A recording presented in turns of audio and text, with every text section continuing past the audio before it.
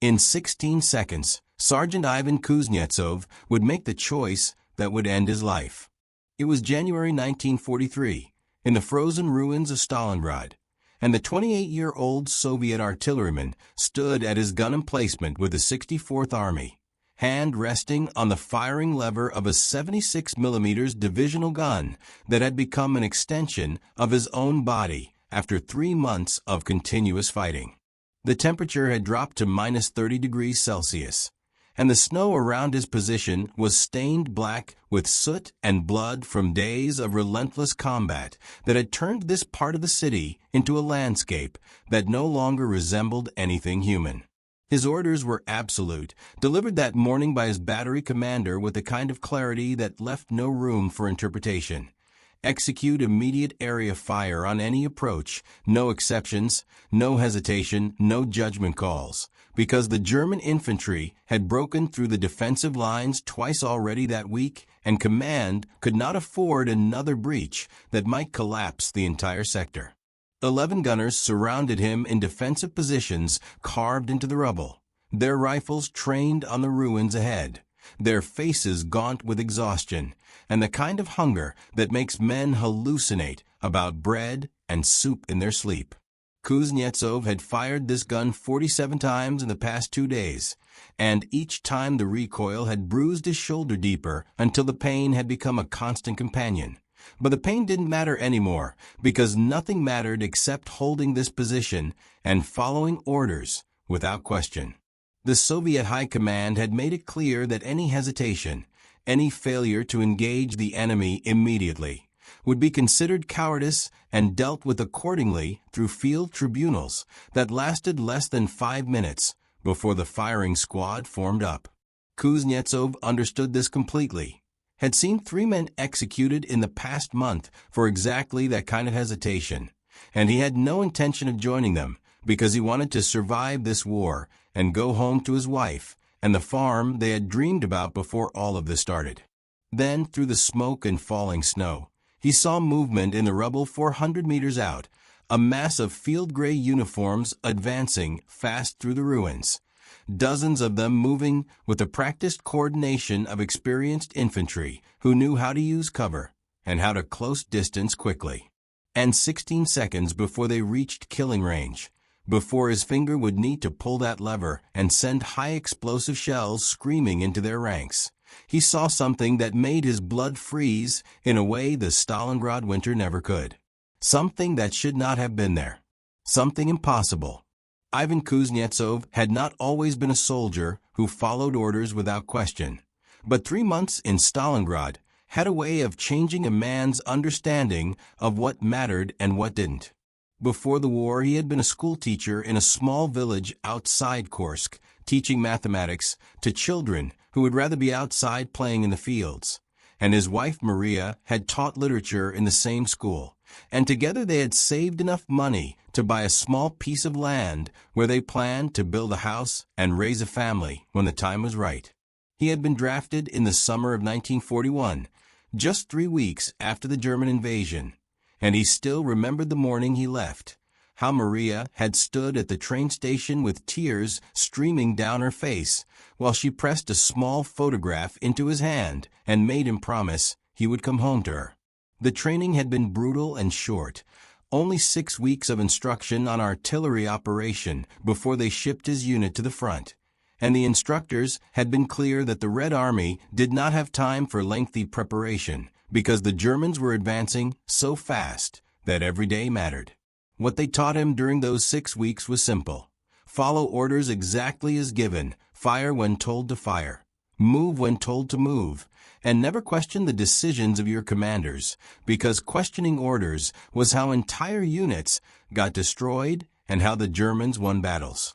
They showed his training group footage of what happened when artillery crews hesitated or second-guessed their targeting instructions.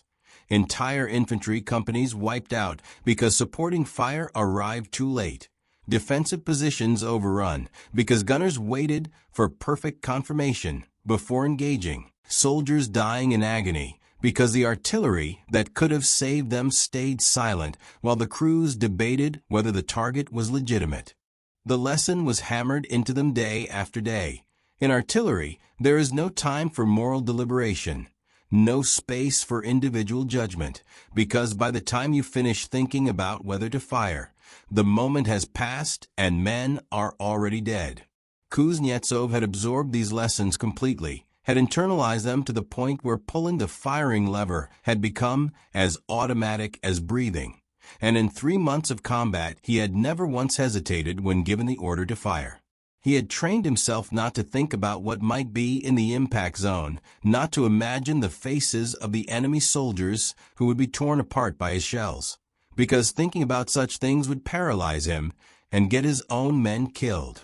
He had become exactly the kind of soldier the Red Army needed: efficient, obedient, emotionally detached from the violence. He delivered from 400 meters away.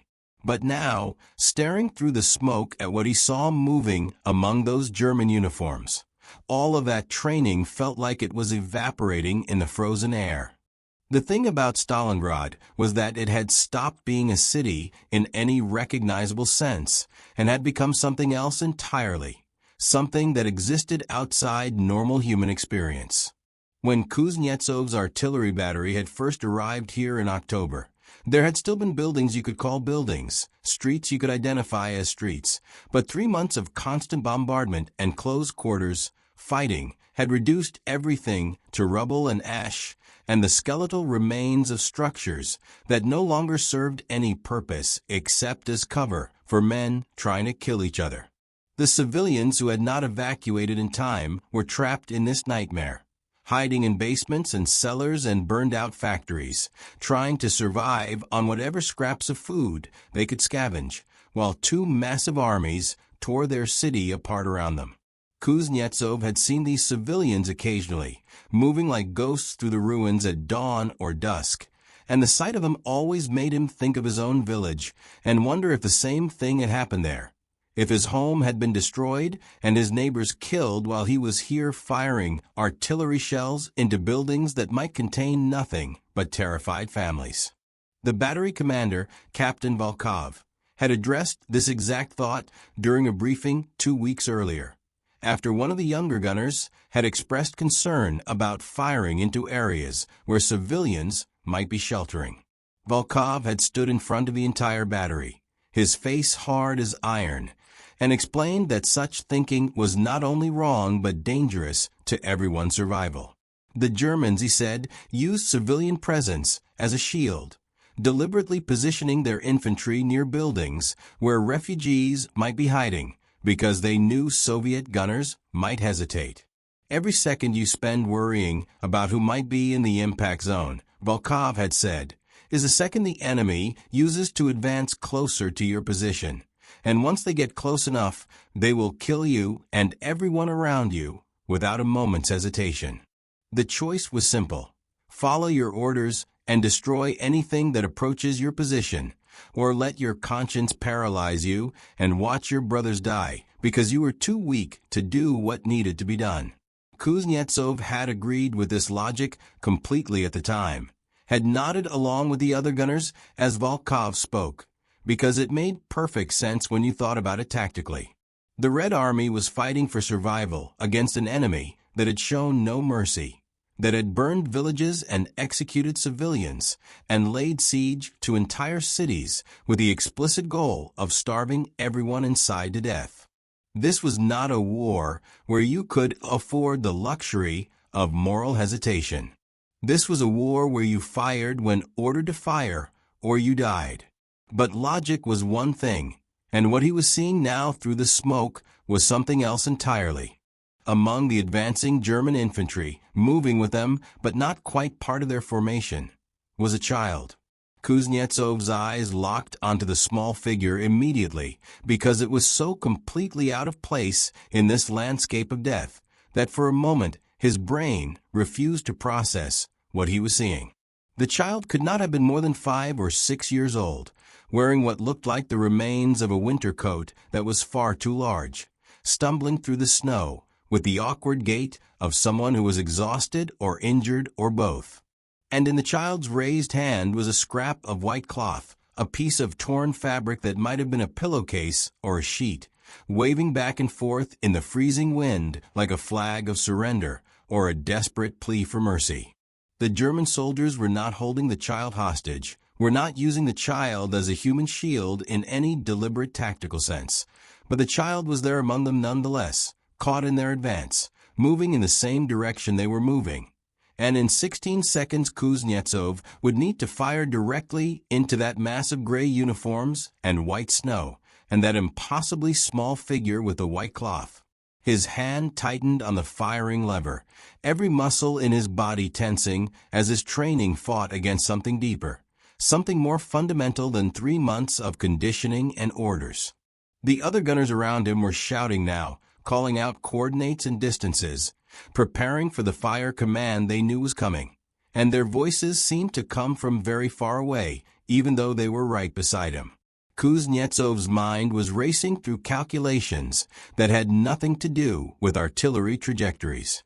If he fired now, before the Germans reached the critical 200-meter mark, he could stop their advance and save his position and keep his 11 brothers alive. But that child would be obliterated in the first salvo, torn apart by high explosive shells that did not distinguish between soldiers and civilians. If he waited, if he gave a child time to somehow escape or fall behind or stumble in a different direction, the German infantry would close the distance and overwhelm the battery position, and he would be responsible for the deaths of every man here. The tactical mathematics were brutal and clear. 1 life against 12. 1 unknown child against 11 men he had fought beside for 3 months, men whose names he knew, whose families he had heard about during the long nights when they shared cigarettes and talked about home. There was no reasonable argument for choosing the child. No military logic that would support such a decision. No interpretation of his orders that would allow him to do anything except fire immediately. But his finger would not move. 14 seconds. That was how much time Kuznetsov had left before the Germans would be close enough to rush the battery position, close enough that artillery fire would become useless, and the fight would turn into close-quarters combat, that his crew had no chance of winning. He could hear the loader beside him breathing hard, could feel the tension radiating from every man in the gun crew as they waited for his command to fire. Because he was the gunner, he was the one who controlled when the shells flew, and they trusted him to make the decision that would keep them alive. His eyes stayed locked on that child, watching the small figure stumble forward through the snow, and his mind kept trying to find some way out of this impossible situation, some third option that would save everyone. But there was no third option, because war did not offer third options. The child's face was visible now through the smoke, pale and thin and streaked with dirt, and Kuznetsov could see that it was a girl, her hair hanging in tangled strands around her face, her mouth open as if she was crying or calling out for someone who could not hear her. She was waving that white cloth with a desperation that suggested she knew exactly what was about to happen, that she understood she was walking into an artillery kill zone and was begging whoever controlled those guns to see her, to recognize that she was not a soldier, to give her a chance to live. Behind her, the German infantry kept advancing, using the ruins for cover, moving in the disciplined formation that indicated these were experienced troops who knew exactly what they were doing. They might not even know the child was there, might not have noticed her in the chaos of their advance, or they might have seen her and simply not cared because their orders were to take this position and nothing else mattered. Kuznetsov's battery commander had been explicit about situations exactly like this. If there is any doubt about a target, fire anyway, because the cost of hesitation is always higher than the cost of action. The Red Army had lost entire divisions because officers spent too long analyzing situations that required immediate response. Speed was survival. Hesitation was death. These principles had been proven correct in 1,000 battles, written in the blood of soldiers who had waited too long and paid for it with their lives. But Kuznetsov had a daughter. She would be 7 years old now if she was still alive, if the Germans had not reached his village, if the war had not consumed everything he loved. 10 seconds. The Germans were 300 meters out now, and Kuznetsov could see individual faces among the advancing soldiers, could see the determination in their movements as they pushed forward through the ruins, confident that they would overwhelm this position just like they had overwhelmed so many others. His crew was shouting at him now, not understanding why he had not given the fire command, their voices rising in panic because they could see what was coming, and they knew that every second of delay brought them closer to death. The loader was yelling directly into his ear, asking what he was waiting for, demanding to know why they were not firing. And Kuznetsov wanted to explain, but there were no words that could make sense of what he was feeling. No way to articulate why his hand refused to pull that lever even though every rational part of his brain was screaming at him to fire immediately. The child had fallen now, collapsed in the snow about 50 meters ahead of the German line, and for a moment Kuznetsov thought she might stay down, might remain there while the soldiers passed over her position and left her behind, but then she struggled back to her feet, still clutching that white cloth, still trying to move forward toward the Soviet lines, as if she believed she could reach safety if she just kept walking. She was between the two armies now, caught in the empty space that separated the German advance from the Soviet defensive position, and Kuznetsov realized with a sick certainty that she was trying to surrender to his side, was trying to reach the Soviet lines because she thought they would protect her, had no idea that the man at the artillery gun was about to kill her along with everyone else in that kill zone. His training said fire. His orders said fire. His responsibility to the 11 men who depended on him said fire. The entire logic of military discipline and tactical necessity said fire. But something deeper, something that existed beneath all the conditioning and all the brutal mathematics of survival, was telling him that if he fired now, if he pulled that lever and sent those shells screaming into that space where a child was waving a white cloth, he would be crossing a line that he could never come back from.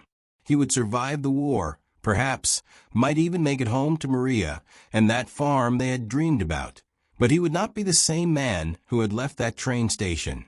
He would be someone else entirely. Someone who had looked at a child begging for mercy and chosen to kill her because orders were orders and hesitation was death. 8 seconds remained. 6 seconds. Kuznetsov's finger was on the firing lever, applying just enough pressure that he could feel the mechanism beginning to engage, and his entire body was shaking with the effort of holding himself at this impossible point between action and paralysis.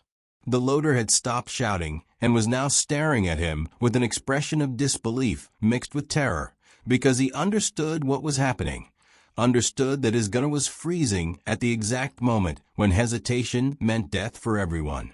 The other crew members were scrambling now, trying to bring their rifles to bear, preparing for the close-quarters fight that would come if Kuznetsov did not fire, and their movements had the frantic quality of men who knew they were about to die. The German infantry were 250 meters out, moving fast, and Kuznetsov could see they had fixed bayonets, could see they were ready for the final rush that would carry them into the Soviet position.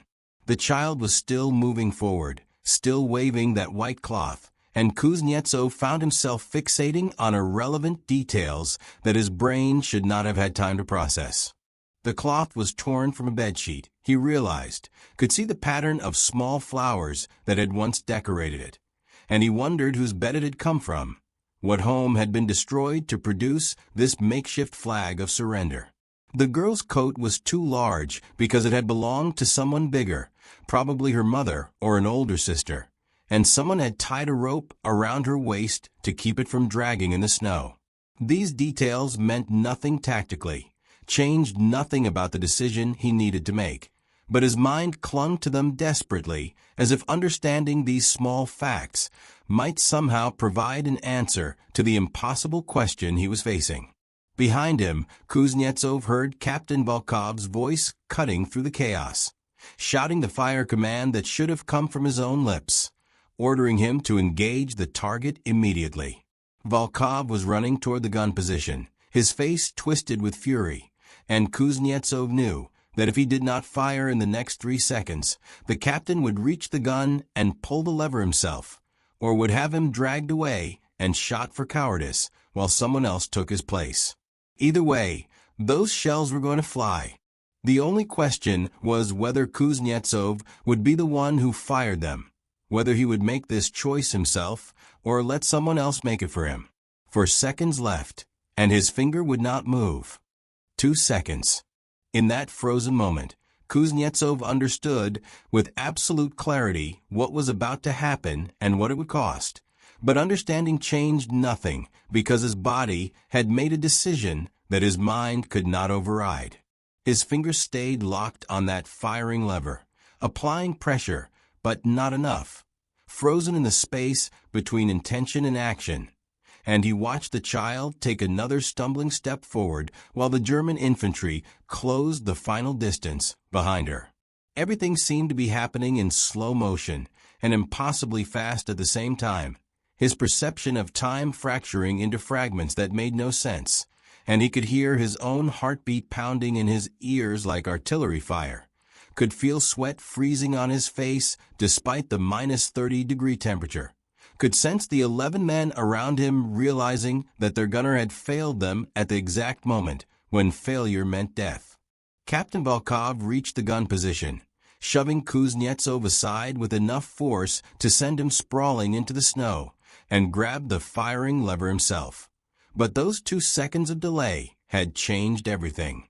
The Germans were inside the minimum effective range now, close enough that artillery fire would be as dangerous to the Soviet position as to the enemy, and Volkov understood this instantly, releasing the lever and screaming orders for everyone to grab their rifles and prepare for close combat. The child stumbled past the gun emplacement, still clutching that white cloth. Her face turned toward Kuznetsov for just a moment, and in that moment he saw recognition in her eyes, saw that she understood he had chosen not to kill her, saw gratitude or confusion or perhaps just the blank incomprehension of a 6-year-old who could not process why adults were trying to murder each other in the ruins of her city. Then the German infantry was on them, dozens of field gray uniforms pouring over the defensive position like a wave, and the battery position that Kuznetsov had been ordered to defend at all costs was being overrun, exactly as command had warned would happen if orders were not followed. Men were shooting and stabbing and screaming, the organized defensive position dissolving into chaos. And through it all, Kuznetsov could see the child running away into the ruins, moving away from a killing, her small figure disappearing into the smoke and snow while behind her the battle raged. She was alive. The battery was falling. And Kuznetsov knew, with absolute certainty, that he had just signed his own death warrant. The battle lasted less than 8 minutes, and when it was over, 7 of the 11 gunners lay dead in the snow, while the rest had been taken prisoner by the Germans, who swept through the position with brutal efficiency. Kuznetsov was among the survivors, not because he had fought particularly well, but because a German officer had recognized him as the gunner who had refused to fire and had ordered his men to take him alive, though Kuznetsov would not understand why until later.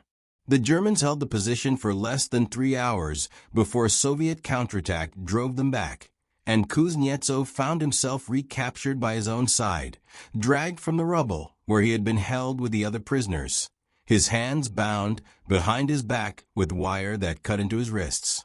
The Soviet lieutenant who found him seemed almost disappointed that he was alive, told him it would have been better for everyone if he had died in the fighting, because now there would need to be a tribunal and an execution and all the administrative work that came with processing a coward. They took him to a basement 2 blocks behind the lines, a dark space that still smelled of burnt wood and human waste, and kept him there for 6 hours without food or water while Captain Volkov wrote his report about what had happened at the gun position. Kuznetsov sat in the darkness and thought about the child, wondered if she had survived, if she had found shelter somewhere in the ruins, or if she had frozen to death in the snow or been killed by stray artillery. He thought about the 7 dead gunners, men he had eaten with and fought beside, men whose families would receive letters telling them their sons and husbands and brothers had died defending Stalingrad, when the truth was they had died because their gunner had frozen at his post.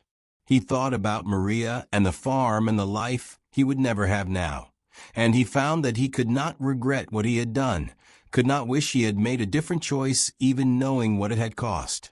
When they finally came for him, it was late afternoon, the winter sun already setting behind the smoke that hung permanently over the city.